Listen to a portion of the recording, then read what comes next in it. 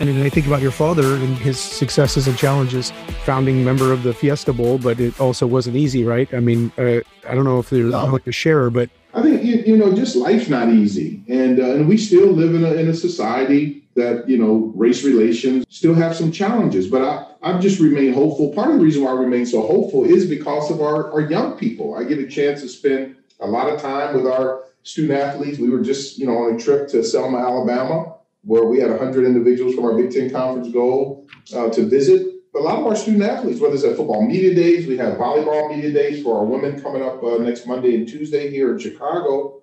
But I'm so positive about the energy of our student athletes. They're smart, they're bright, they're tough, they're wise, they have vision, they work hard, they have empathy, they're passionate, they're leaders. And so I'm just so encouraged about what the future holds for not only Big Ten, but for college athletics and our country. Is because of the leadership that we have from a collegiate standpoint.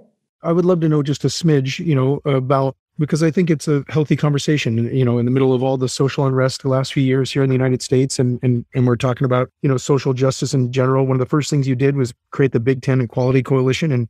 And for those who are listening or unfamiliar with what Kevin just shared about the coalition recently hosting that trip to Selma and Montgomery down in Alabama, you took 100 Big Ten student athletes down there. Can you tell me why and what comes from that? One of the reasons why we call it the Big Life Series is we want to create an environment outside of sports and even academics that we can help our student athletes become spectacular people and expose them to things that maybe they haven't had an opportunity to be exposed to.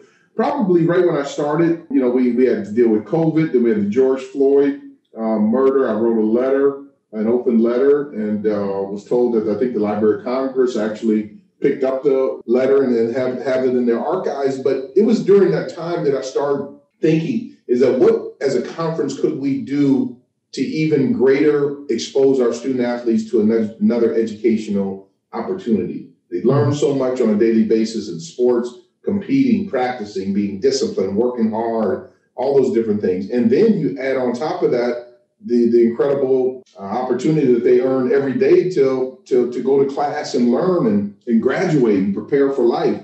But I thought back to when I was a kid in Phoenix, as you alluded to, and the days that I really loved were, the weeks that we had field trips.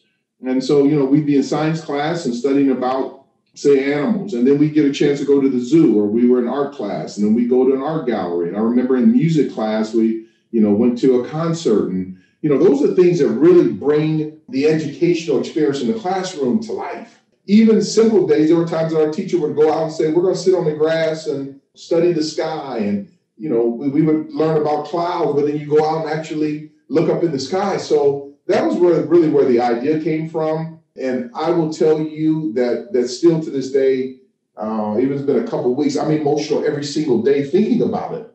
Because to see our student athletes really embrace this trip, the preparation work that they went into it for the trip. And then we took the bus ride from Montgomery to Selma. It's 54 miles. And for them, my challenge to them was, one, what would you walk 54 miles for?